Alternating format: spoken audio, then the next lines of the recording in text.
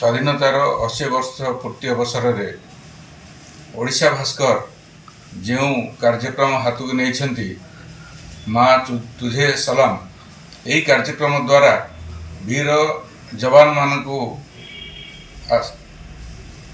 प्रशंसा करने सहित तांकर परिवार वर्ग को सम्मानित करा जाउची। ता सहित देशप्रेम जागृत होची लोकों मध्य जनसाधारण देशभक्ति रे अनुप्राणित होचंती। ता सहित ये गोटे नियारा कार्यक्रम जो माँ तुझे सलाम यही कार्यक्रम रे देशप्रेम ता सहित देशर वीर जवान मान को सम्मान देवा अति नियारा अटे। ये कार्यक्रम को भूरी भूरी प्रशंसा करने सह आगामी स्वाधीनता दिवस पई